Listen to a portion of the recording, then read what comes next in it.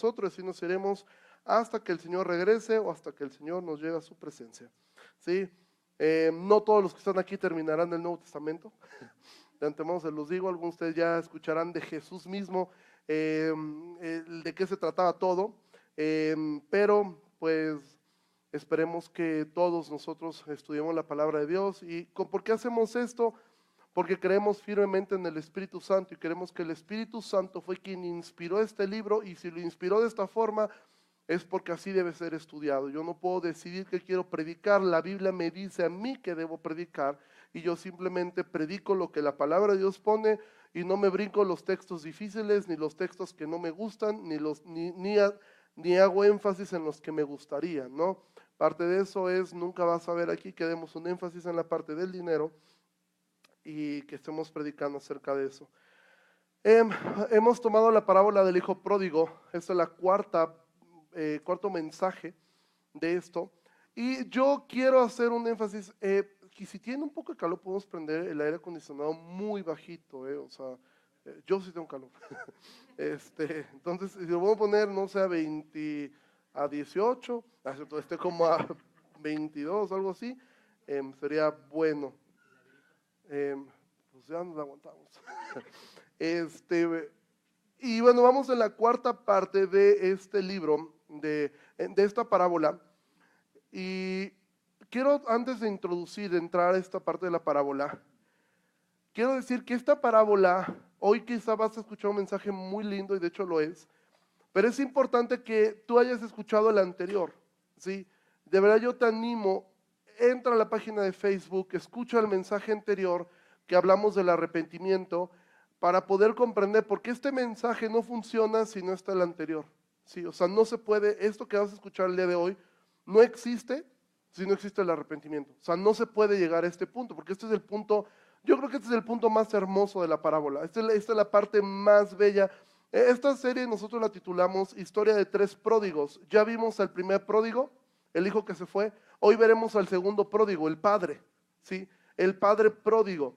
Y esta es la parte más hermosa de toda esta parábola, pero esta parte no puede ser tuya y no puede ser mía si primero no tenemos claro lo que es el arrepentimiento, lo que vimos la semana pasada. Pero bueno, vamos a Lucas capítulo 15, versículo 17.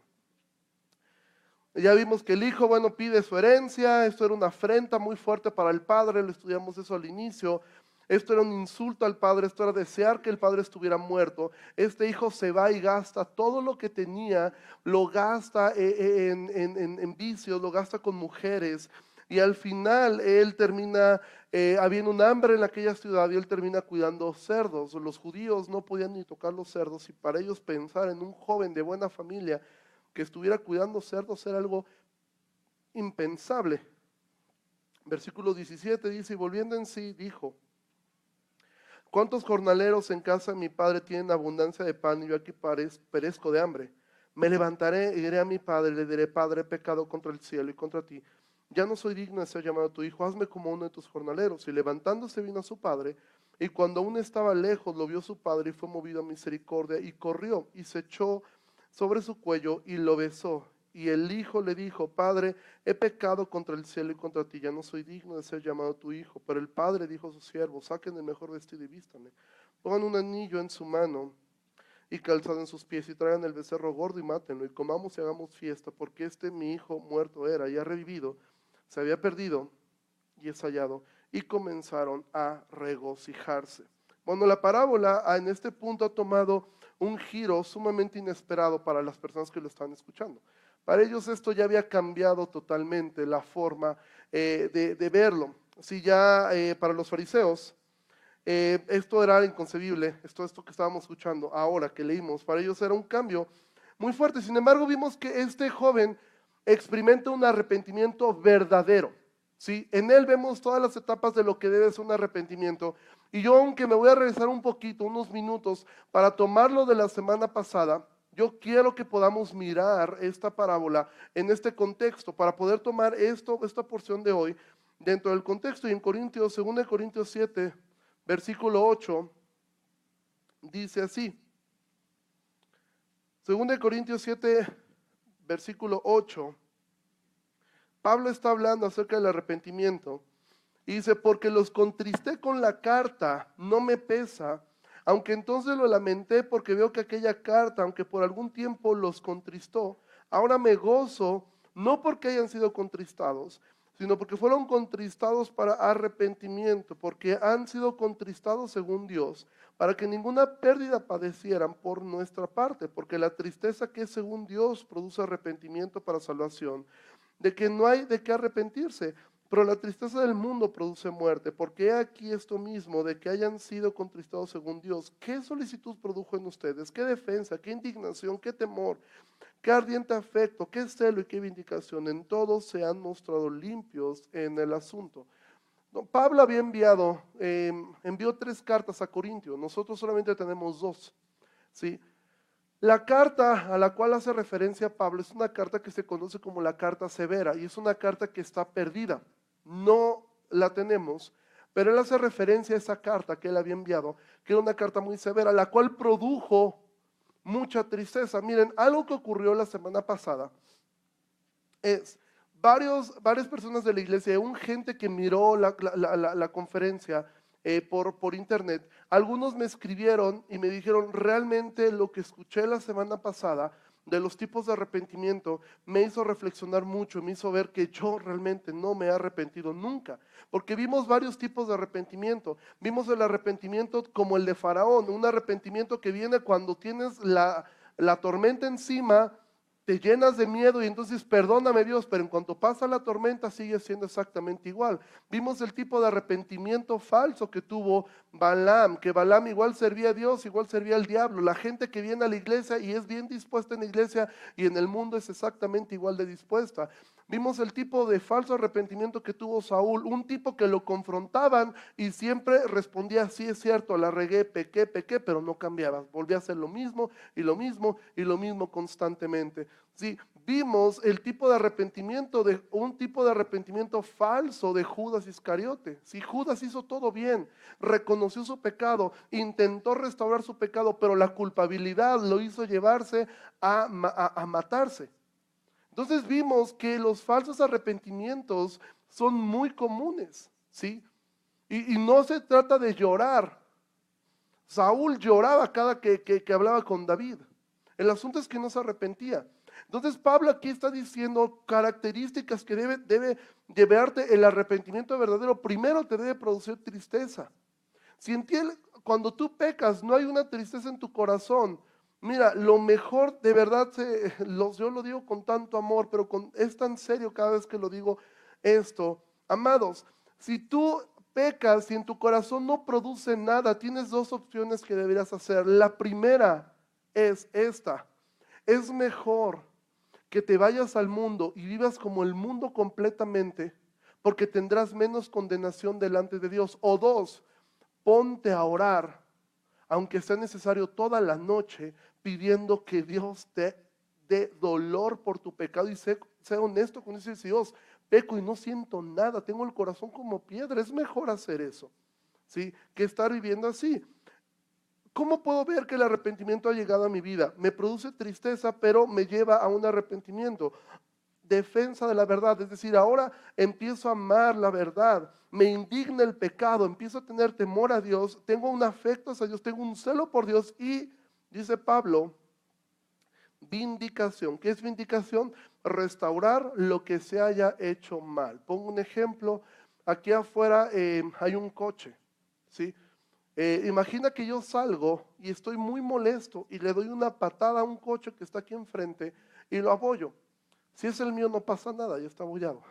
Sí, pero si golpeo un coche de alguno de ustedes y después te digo, oye, discúlpame, estaba muy enojado y pateé tu coche, tú me vas a decir, ok, te perdono, pero es tanto, ¿sí? Cuesta tanto restaurar la puerta. Eso es vindicar, eso es cuando tú haces esta parte. Y esto es lo que este joven hizo.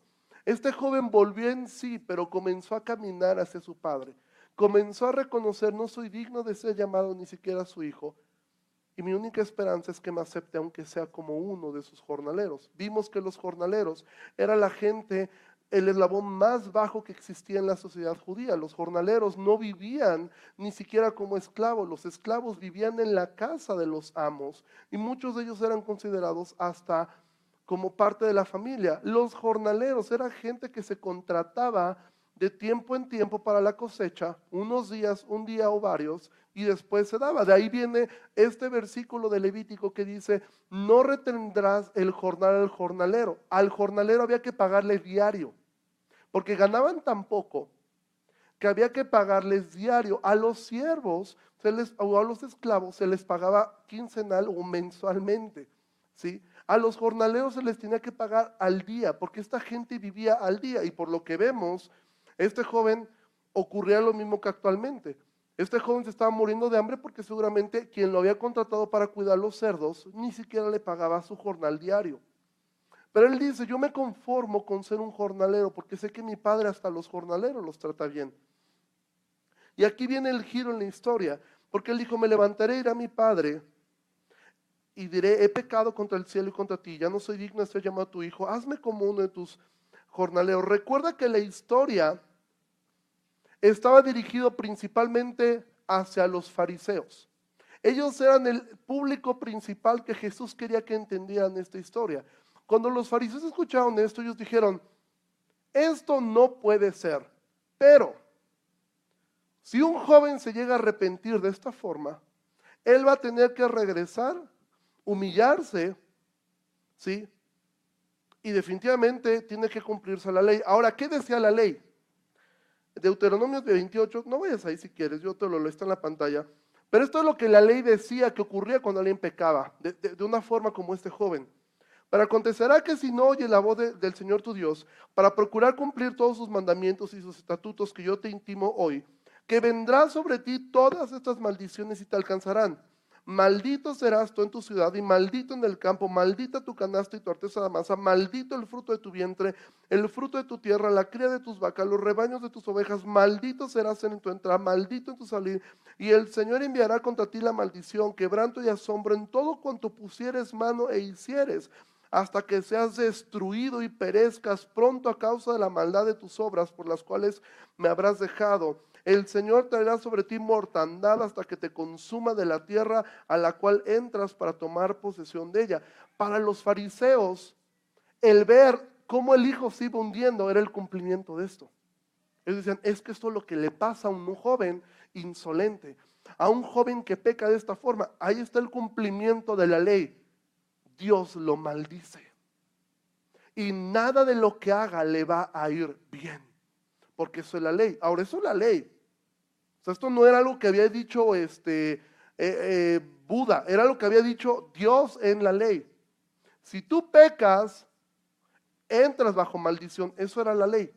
Los fariseos decían, es que la historia va así. Este joven está. Entonces, ¿qué era lo que esperaban todos? Todos esperaban esto. Ahora, recuerda que era una cultura de honor, una cultura muy importante. Y te lo pongo de esta forma. ¿Tú qué esperas cuando escuchaste que hace unos días trasladaron al Chapo Guzmán a Nueva York? ¿Tú qué esperas que ocurra? Pues que él va a llegar y lo van a meter en una cárcel, como fue, ¿no? O sea, eso es lo que tiene que ocurrir. Eso es lo que pasa con un delincuente. Hay algo que tú y yo, ahora en esta cultura de honor, ellos esperaban algo que el hijo no tenía esperanzas para volver, ¿sí? Dos, en caso de que volviera, había un protocolo que seguir, es decir, el hijo ni que pensara en ver al padre, ¿sí? El padre no lo iba a recibir hasta quizá algún tiempo, le daría alguna audiencia, pero lo que tenía que hacer era aprender una lección muy fuerte. Lo que tendría que ocurrir aquí era, el padre no lo recibía, él tendría que llegar a la ciudad y el padre, para reivindicar su honor, para vindicar su honor, lo que un padre tendría que hacer es esto: mandar a su hijo a sentarse en la plaza, por lo menos durante un par de días, donde la gente pasara y se burlara del hijo, le aventaran cosas, lo escupieran y lo pusieran como ejemplo de lo que es un hijo terrible. Y dices, eso está muy exagerado. ¿Sabes qué era lo que la ley decía para un hijo rebelde? Deuteronomio 21:18 dice, si alguno tuviera un hijo contumaz y rebelde, que no obedezca a la voz de su padre ni a la voz de su madre, o sea, como este hijo, y habiéndole castigado no les obedeciere, entonces lo tomará su padre y su madre y lo sacarán ante los ancianos de su ciudad y a la puerta del lugar donde viva. Y dirán a los ancianos de la ciudad: este nuestro hijo contumaz y rebelde, no obedece a nuestra voz, es glotón y borracho. Entonces todos los hombres de su ciudad lo apedrearán y morirá. Así quitarás el mal del medio de ti y de todo Israel, y todo Israel lo oirá y temerá. Esto es lo que la ley marcaba. Entonces lo que te estoy contando no es una exageración. Lo que hicieron los judíos era, ningún padre hizo alguna vez esto, pero había que cumplir la ley. Entonces ellos, en vez de apedrear a su hijo a morir, cambiaron esto y sustituyeron esto poniendo al hijo en la plaza para que fuera escarnio de toda la gente que pasara. Eso era lo que ocurría, ¿sí? Porque la ley marcaba que un hijo debía apedrearse por ser rebelde con Tomás. Pero evidentemente no hay ningún registro de que un padre haya entregado a su hijo a muerte. Pero sí hay registros de que muchos padres hicieron esta sustitución. En vez de matarlo a pedradas, lo sentaban en la plaza y eran un escarnio para que los demás vieran. Eso pasa con un hijo rebelde. Y los fariseos era lo que estaban esperando. Lo que va a ocurrir es que este hijo va a llegar, lo van a poner ahí. Después de varios días el papá le va a dar la oportunidad de verlo y el hijo tiene que postrarse, besar los pies de su padre, y por supuesto que él no va a esperar nada. El único que va a esperar es que el padre quizá lo haga como un jornalero, ¿sí? Que le dé un trabajo menor. Ahora tú dices, es que esto así ocurría. Te pongo otro ejemplo. Mira, yo busqué varios ejemplos para que tú puedas entender cómo era la cultura judía. O sea, los judíos en este tiempo, y la cultura oriental no es como la nuestra. Ellos, el honor es algo muy severo. Si tú has visto esta película, eso pasó en los años 30, 40, esta película de Hasta el último soldado, de esto que rescatan, que es vida real. Cuando los japoneses pierden, lo que hacían los generales japoneses es que tenían que llevar una práctica que se llama harakiri. El harakiri no es otra cosa que hacer una ceremonia donde ellos, al ser derrotados, han perdido el honor tan grande que lo único que pueden hacer ahora es ellos mismos quitarse la vida. Y ellos tomaban un sable y se lo enterraban y alguien más los decapitaba. O sea, eso ocurre en nuestra época hasta en los años 40, así será. Ahora imagínate cómo era en esta época. O sea, en esta época era muy severo hacer algo como lo que el hijo hizo. Nosotros leemos esta historia y lo rebajamos un poco y decimos, ay, pues es que no puede ser tan duro. No, era durísimo. Lo que este hijo hizo fue una afrenta muy fuerte contra su padre, porque él lo que estaba diciéndoles: quiero que te mueras, y como no te mueres, quiero que me des mi dinero. Y lo que hizo fue tomar el dinero, malbaratarlo todo, porque como vimos, dice que vendió las cosas, y para poder vender rápido tú necesitas vender barato. A él no le importó la herencia del padre, a él no le importó nada, él se puso a vender las cosas inmediatamente. Entonces los fariseos, y aún los fariseos y los publicanos decían: es que eso es lo que va a pasar. O sea, esto es lo que ocurre con un hijo así. Hay que castigarlo severamente. Sin embargo, esto fue lo que sucedió. Versículo 20 de Lucas 15. Y levantándose, vino a su padre. Y cuando uno estaba lejos, lo vio su padre, y fue movido a misericordia, y corrió, y se echó sobre su cuello, y lo besó. Ahora, entendemos que sabemos que esta historia no ocurrió, pero los detalles que Jesús dio nos dejan claro algunos puntos que para la gente que escuchaba entendía. El hijo debió haber regresado de día. ¿Y cómo sabes eso? Porque dice que lo vio de lejos.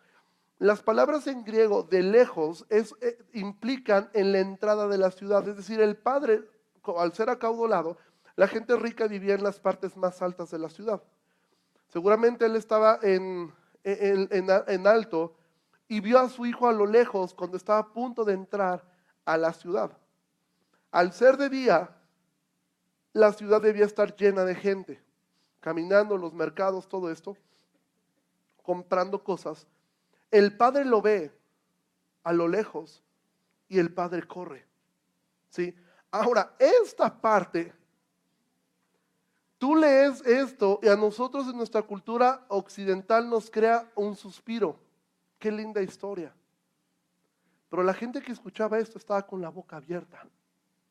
Decían, no, o sea, eso no pasa. Te lo pongo en nuestro contexto. Imagina que yo te diga esto. El Chapo Guzmán fue llevado a Nueva York. Llegando a Nueva York, fue recibido por el presidente Trump, quien personalmente lo llevó a dar un tour por Nueva York. Lo llevó a la Estatua de la Libertad, ¿sí? Le compró unas orejas de Mickey Mouse, ¿sí? Le pagó el mejor penthouse, lo puso a vivir ahí, ¿sí? Le condonó toda la deuda y le dio de su dinero. ¿Tú qué pensarías de eso? ¿Qué te haría sentir? Imagina por un momento que esa fuera la noticia. Si nos enoja cuando sabemos que los políticos se roban el dinero, o un tipo que fue un asesino, ¿qué sentirías tú? Enojo. Eso es lo que sentían los que escuchaban esta historia. Decían, no, eso no. ¿Cómo crees? O sea, ¿cómo crees que ahora un padre va a correr para recibir este hijo? Que fue de lo peor. Esto no puede ser. Esta gente estaba asombrada con lo que estaban escuchando, porque esto no cabía dentro de su cultura, y para los fariseos esto no cabía dentro de su religión. Esto los volvía completamente locos. Esto los indignaba a los fariseos. De al mismo modo como a mí me indignaría saber que a un delincuente que fue asesino actualmente lo trataran como rey en una ciudad a la cual ni yo he podido ir, ¿sí? A los fariseos esto los indignaba. Escuchar que el padre hubiera corrido de esta forma era algo que para ellos no era concebible. Ahora, ¿por qué corre el padre y por qué no lo espera? ¿Por qué el padre no dice, ok, ya lo vi, que venga?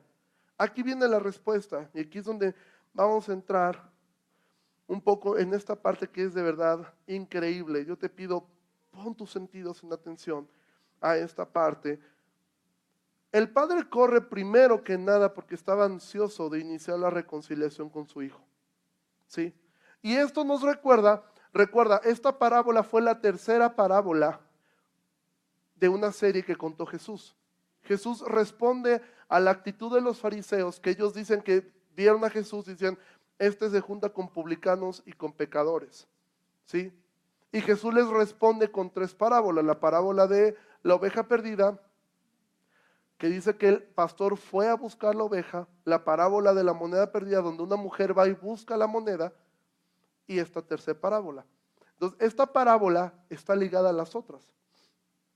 Y del mismo modo como el pastor sale a buscar la oveja, y del mismo modo como la mujer barre la casa y la limpia para buscar la moneda, del mismo modo el padre ahora sale a correr, a encontrar a su hijo. ¿Pero por qué corre? ¿Por qué corre el padre? Primero déjame decirte esto. Correr, en la cultura judía, correr, solamente corrían dos personas: los niños y los esclavos. Un hombre de honor no corría. Estaba leyendo al respecto de esto, y el autor de un libro que trata acerca de costumbres judías dice que para la gente oriental, esta parte de que el padre corriera era tan incómoda, que los primeros manuscritos al hebreo de la Biblia, bueno, ya actualmente, ya después de Septuaginta, todo ese asunto, en los principios de 1900, las primeras traducciones al hebreo, al árabe, de esas culturas, no ponían que había corrido, porque como obviamente entendían que el padre estaba simbolizando a Dios, no ponían que corría, ponían la palabra se apresuró, fue, ¿sí? Se motivó, pero no se atrevían a poner la palabra correr, porque para ellos entienden el significado de que un anciano corra. ¿Por qué era algo tan mal visto? Porque ellos vestían con túnicas. La única forma, y las mujeres pueden entender eso, si una mujer trae un vestido largo, ¿sí? Y quiere correr, ¿qué es lo que tiene que hacer? Levantar. No se puede correr así, como son costales, ¿sí? Tiene que levantar el vestido y correr. Eso es lo mismo que se tenía que hacer con una túnica. Levantar la túnica y correr. Eso era una vergüenza. Mostrar que un hombre de su nobleza, un anciano de la ciudad, levantara la túnica, mostrar las pinzas. ¡Ay, qué exagerado! No es exagerado, ¿sí? Hace 200 años que una mujer mostrara el tobillo era un signo de indecoro, ¿sí? En esta época que un hombre levantara la túnica, mostrara las piernas y salía corriendo, porque la palabra corrió en griego es la palabra que se ocupa para describir a un atleta. Es decir, corrió con todas sus fuerzas. Corrió lo más rápido que pudo cuando vio a su hijo. ¿Por qué corre el padre? ¿Por qué se humilla más? Y esto es lo que les dicen. O sea, este hombre está peor que el hijo. Se está humillando más, que no tiene dignidad. Este hijo le pidió todo, se lo dio, fue y lo gastó con prostitutas, fue y lo gastó todo, y ahora se humilla más. ¿Por qué corre el padre? La razón es esta, porque el hijo está a punto de entrar a la ciudad y la gente en la ciudad lo iba a reconocer. Y al reconocerlo, lo iban a comenzar a injuriar, porque eso era lo que la ley marcaba. Entonces el padre corre para traer la humillación sobre él, para que todo el enfoque de humillación no sea sobre su hijo, sino sea sobre él. Desvía toda la atención del hijo hacia él. Y esto es lo que hizo Cristo por nosotros. Él desvió totalmente la atención, la vergüenza que tú y yo debíamos cargar por nuestro pecado, Él la llevó. Dice Hebreos 12:2, esto lo hacemos al fijar, eso ya es una nueva traducción viviente, dice, esto lo hacemos al fijar la mirada en Jesús, el campeón que inicia y perfecciona nuestra fe. Debido al gozo que le esperaba, Jesús soportó la cruz sin importarle la vergüenza que ésta representaba. Ahora está sentado en un lugar de honor junto al trono de Dios. ¿Sabes cómo era morir en una cruz? Morir en una cruz era morir totalmente desnudo.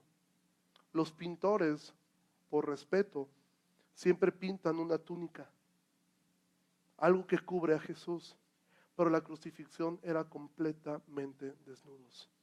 Era algo sumamente vergonzoso. Lo que Jesús hizo por nosotros le trajo vergüenza a Él. Y esto es lo que el Padre hace. El Padre corre. ¿Por qué? Porque Él dice que la vergüenza sea sobre mí. Que la vergüenza de este hijo caiga sobre mí. No, Él vio a su hijo destruido por el pecado. Él vio a su hijo humillado por el pecado, lastimado por el pecado y dijo, no más. Él está arrepentido. Y yo no voy a permitir que aunado al dolor que él trae, ahora lo humillen más. Entonces el Padre corre y Él lo abraza y Él carga la humillación sobre Él. Él atrae las miradas, las burlas, las murmuraciones hacia Él para que su hijo ya no sea más lastimado, ya no sea más cargado con esto. Y esto es lo que hace Jesús por nosotros, amado. Él cargó tu vergüenza, Él llevó tu dolor, Él llevó esta parte sobre Él, Él corrió a salvarte, Él fue el que te buscó. Tú no hiciste absolutamente nada para buscarlo, tú lo único que aportaste a tu salvación fue el pecado. Es lo único que tú aportaste para ser salvo.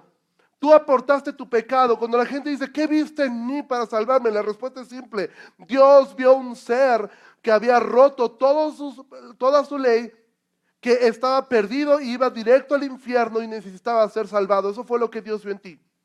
No vio nada lindo, no vio nada hermoso. Lo único que vio es un ser que estaba como este joven, lleno de harapos, oliendo a cerdo, totalmente destruido, totalmente lastimado, totalmente destruido.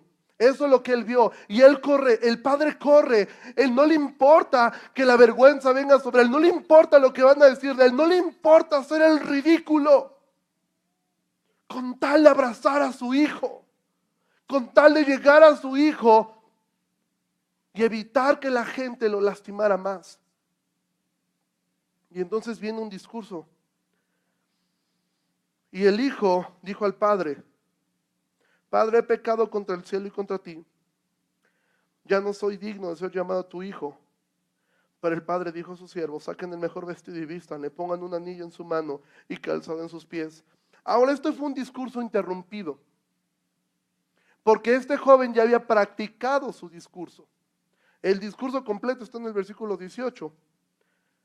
Él dijo: me levantaré, e iré a mi padre y le diré: Padre, he pecado contra el cielo y contra ti, ya no soy digno de ser llamado tu hijo. Hazme como a uno de tus jornaleros.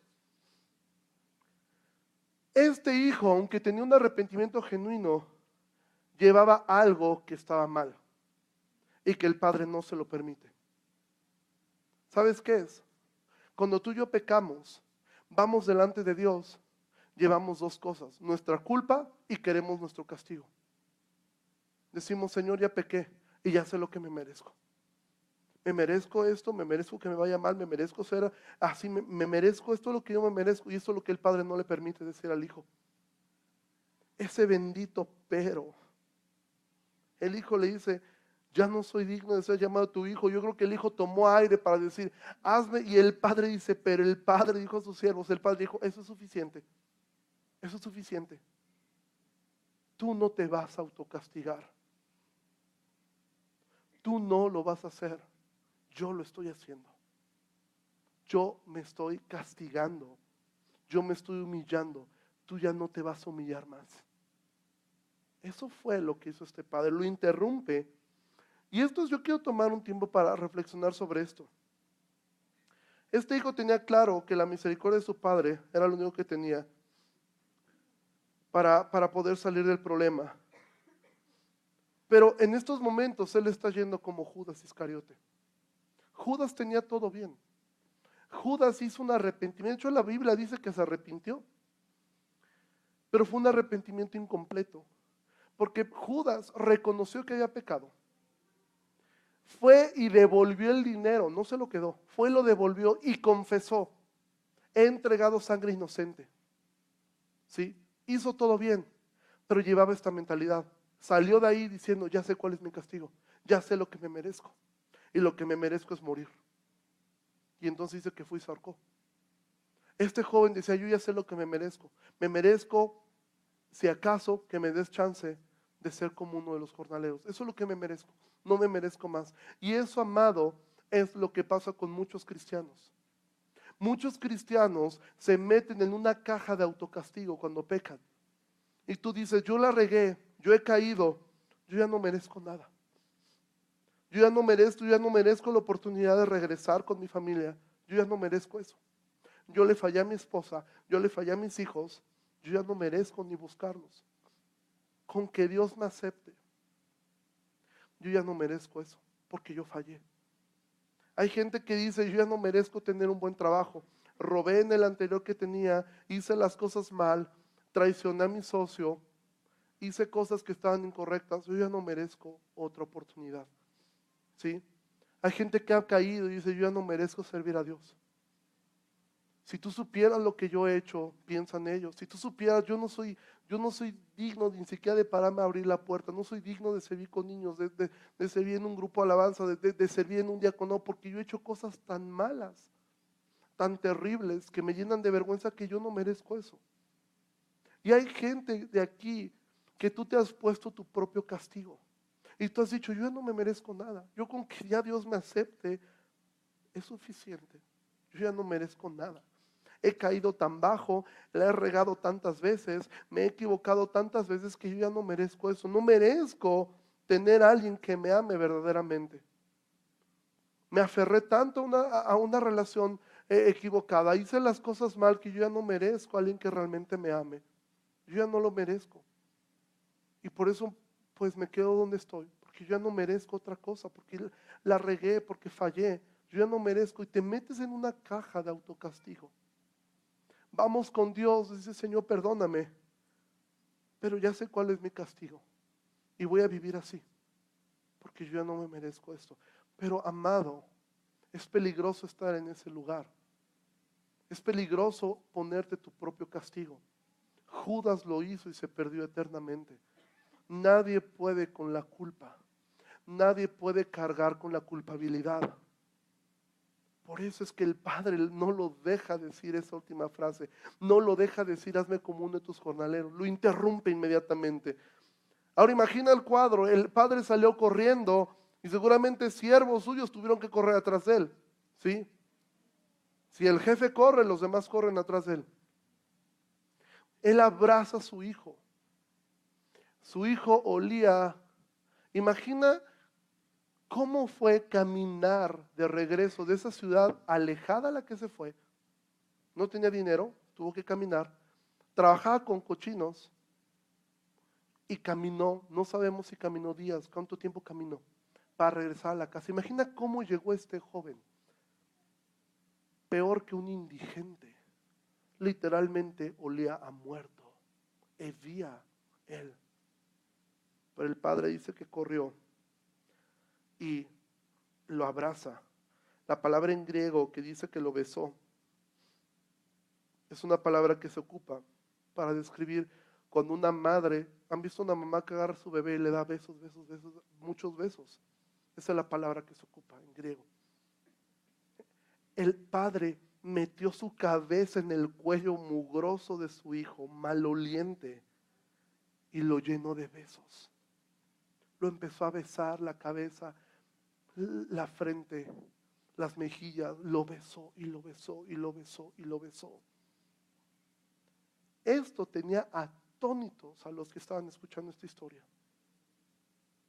Te repito, es como si el Chapo hubiera llegado y lo hubieran recibido a besos en Estados Unidos. ¿Sí? Esto los tenía ellos asombrados. Dicen, esto no puede ser. Y para los fariseos esto era un insulto. Y la historia para ellos se ponía peor todavía. Porque ¿cómo es que el padre pide estas tres cosas? El mejor vestido, un anillo y calzado en los pies y un becerro gordo. Y maten y coman y hagamos fiesta. ¿Qué significan estas tres cosas? ¿Qué es lo que, y no vamos a sacar significados místicos, o sea, ¿qué significan de la cultura de esto, de este tiempo? ¿Qué simbolizaba? Porque ellos entendían la historia así. Voy a empezar por las sandalias.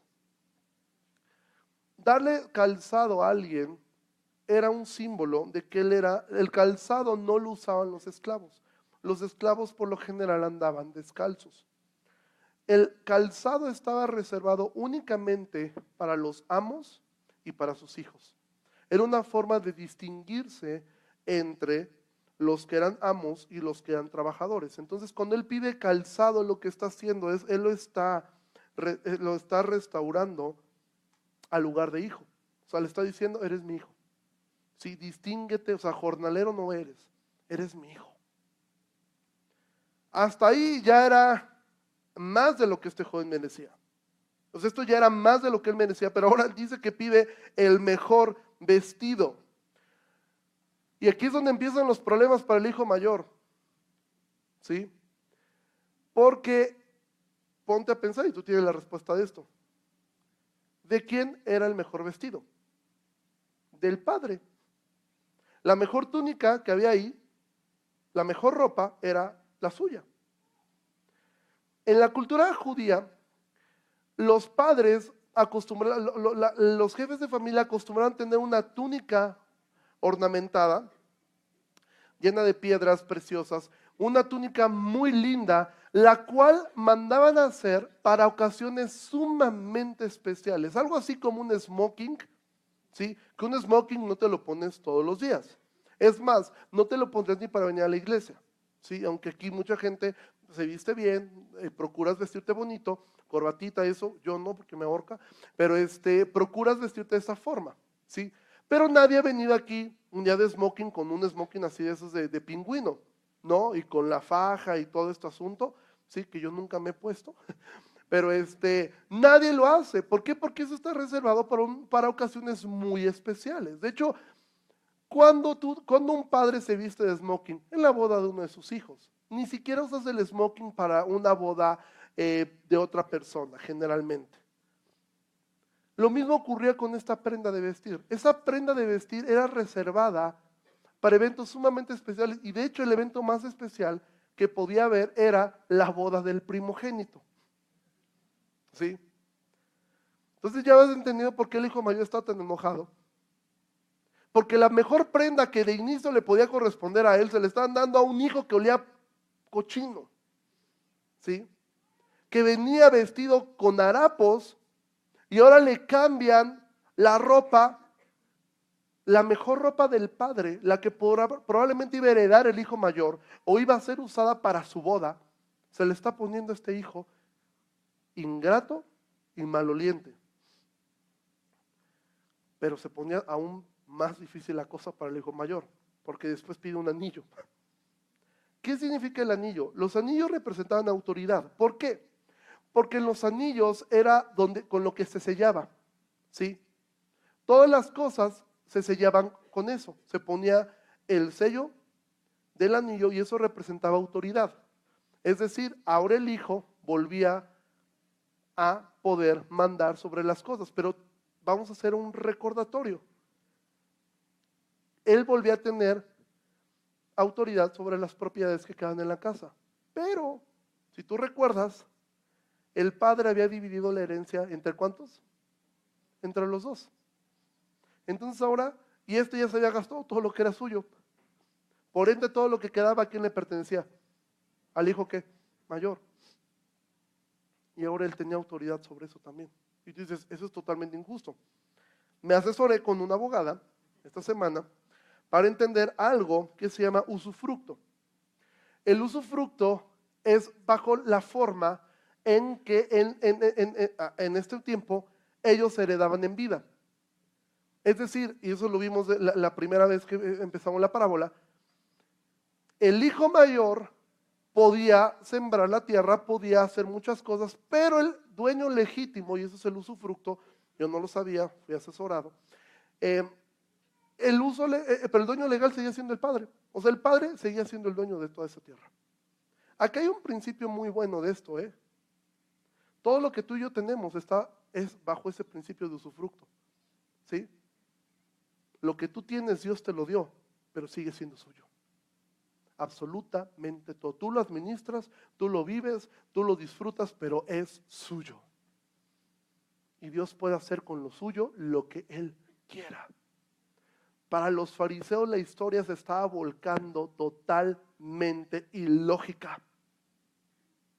O sea, ahora este padre que primero se deja ser humillado por el hijo al pedirle que dele de la herencia. Ahora se humilla corriendo a abrazar un hijo que olía a cerdo. Y ahora para colmo es injusto con el buen hijo mayor que siempre ha estado en la casa. Y ahora le da derecho a este hijo sobre las cosas que por ley ahora eran del otro hijo. ¿Entiendes por qué el hijo mayor no quería ni entrar a la fiesta? Porque él supo todo esto. Entonces él dijo, no puede ser, o sea, lo que según era mío ahora ya no es mío. Ahora resulta que este hijo puede usarlo. Mientras el padre viva,